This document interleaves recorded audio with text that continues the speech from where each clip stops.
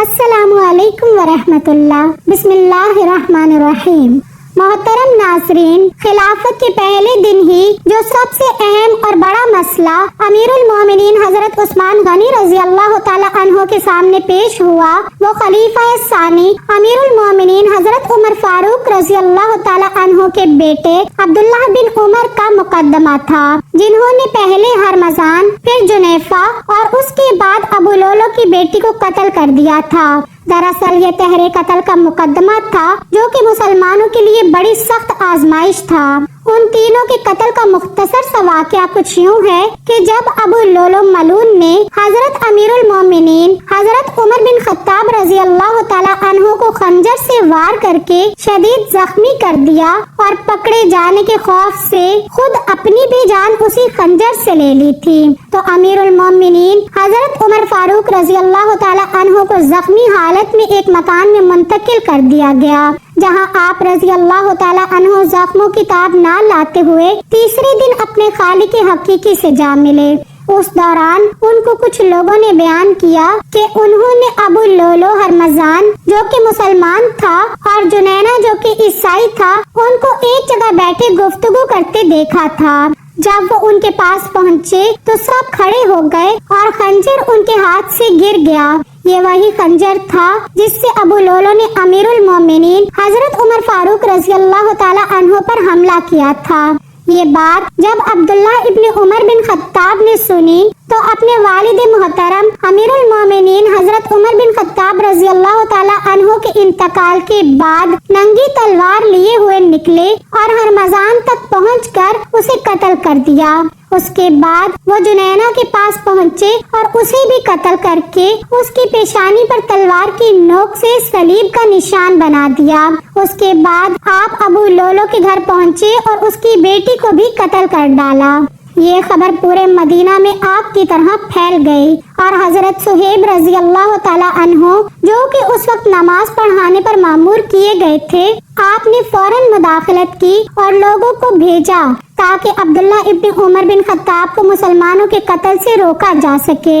چنانچہ حضرت سعد بن ابی وقاص رضی اللہ تعالی عنہ وہاں پہنچے اور ان سے تلوار چھین لی اور انہیں قید کر لیا گیا تاکہ انہیں خلیفہ وقت کے سامنے پیش کیا جا سکے کہ وہی ان کے بارے میں کوئی فیصلہ کریں گے۔ اور دوسری طرف امیر المومنین حضرت عثمان غنی رضی اللہ تعالی عنہ اور صحابہ کرام بشمول امیر المومنین حضرت سیدنا علی کرم اللہ وجہ الکریم بیعت کے معاملے میں مصروف تھے۔ جیسے ہی امیر المومنین حضرت عثمان غنی نے بیعت کے معاملے سے فرصت پائی تو ان صحابہ کرام کو اپنے پاس مشاورت کے لیے بلا لیا جو عبداللہ ابن عمر کے اس عمل پر بات کرنے آئے تھے۔ در حقیقت مشاورت اس بات کے لیے تھی کہ عبداللہ ابن عمر بن خطاب نے خود ہی انتقام لیا اور وہ بھی بلا دلیل انہوں نے ناحق ایک مسلمان اور 2 ذمیوں کا خون بہایا اور اب یہ قاتلوں کی لائن میں کھڑے ہیں اور اب ان کے متعلق کیا فیصلہ کیا جائے۔ ناظرین، یہاں جید صحابہ کرام 2 حصوں میں تقسیم ہو گئے تھے۔ دونوں طبقوں نے امیر المومنین کے سامنے اپنی اپنی رائے رکھ دی تھی۔ فقہا اور اہل بصیرت نے کہا کہ جن میں امیر المومنین حضرت علی المرتضیٰ کرم اللہ وجہ الکریم بھی شامل تھے، انہوں نے امیر المومنین حضرت عمر بن خطاب رضی اللہ تعالی عنہ کے بیٹے سے قصاص لینے کا خیال ظاہر کیا، اس لیے کہ انہوں نے کھلے طور پر اللہ کے ٹھہرائے ہوئے حدود سے تجاوز کیا تھا۔ اور دوسری جماعت جس میں کہ صحابہ کرام کی ایک کثیر تعداد شامل تھی، انہوں نے یہ کہہ کر رائے دی کہ کل امیر المومنین حضرت عمر بن خطاب رضی اللہ تعالی عنہ کو شہید کیا گیا تھا، تو آج کیا ان کے بیٹے کو قصاص میں مار دیا جائے گا؟ یہاں حضرت عمر بن عاص نے امیر المومنین حضرت عثمان غنی کو رائے دی کہ اللہ نے آپ کو اس قضیے سے بچا لیا، جو کچھ ہونا تھا وہ ہو چکا، آپ اس میں مداخلت نہ کیجیے۔ الغرض یہ ایک انتہائی اہم اور حساس نوعیت کا معاملہ تھا جس پر خلیفہ وقت کو فیصلہ کرنا تھا۔ امیر المومنین حضرت عثمان غنی نے سب کی رائے لینے کے بعد جو فیصلہ کیا، تاریخ دانوں کا اس پر اتفاق نظر نہیں آتا، کیونکہ بعضوں کا کہنا ہے کہ آپ نے سیدنا امیر المومنین حضرت علی کرم اللہ وجہ الکریم کی رائے کے موافق فیصلہ فرمایا۔ اور قصاص کا حکم دیتے ہوئے عبداللہ ابن عمر بن خطاب رضی اللہ تعالی عنہ کو ہرمزان کے لڑکے کے حوالے کر دیا تھا کہ وہ ان سے اپنے باپ کے خون کا بدلہ لے لے، لیکن اس کے برعکس کثیر مورخین کا کہنا ہے کہ امیر المومنین حضرت عثمان غنی نے یہ فیصلہ کیا تھا، یعنی آپ نے یہ حکم فرمایا کہ میں ہرمزان اور دوسرے مقتولین کا ولی ہوں اور میں قاتل یعنی عبداللہ ابن عمر کو معاف کرتا ہوں اور بیت المال میں رکھے ہوئے اپنے مال سے خون بہا ادا کرتا ہوں۔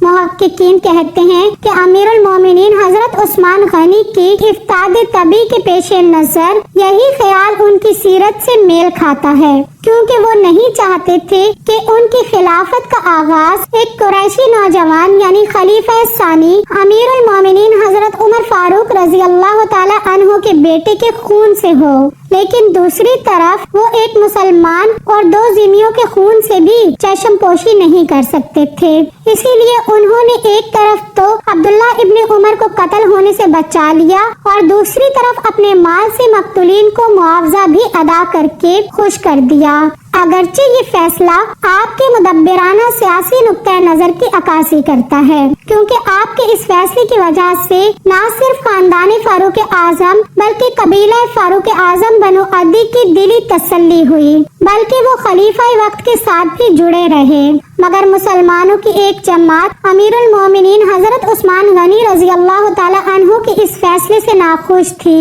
اور اسی جماعت میں حضرت علی کرم اللہ وجہ الکریم بھی شامل تھے، اور یہ بھی کہا جاتا ہے کہ حضرت علی عبید اللہ ابن عمر کو اپنے زمانہ خلافت میں پا لیتے تو یقیناً ان پر قصاص کی حد جاری فرما دیتے۔ اب چونکہ امیر المومنین حضرت عثمان غنی رضی اللہ تعالی عنہ خلیفہ وقت تھے اور مسلمانوں کے معاملات کے والی تھے، تو والی ہونے کی حیثیت سے آپ کو یہ حق حاصل تھا کہ آپ معاف کر دیتے، جو آپ نے بخوبی کیا، اور اپنے مال سے دیت ادا کر کے معاملہ رفع دفع کر دیا۔ بہرحال امیر المومنین حضرت عثمان غنی رضی اللہ تعالی عنہ نے خلافت کا استقبال جس سیاسی مسلک سے کیا، اس میں آپ کی تصویر ایک ایسے شخص کی تصویر نظر آتی ہے جو رحم دل اور نرم ہے، جو رحم دل اور نرم طبیعت کا ہے، صلاح پسند ہے اور دلوں میں بیٹھے ہوئے دشمنی کے جذبات سے بچنا چاہتا ہے،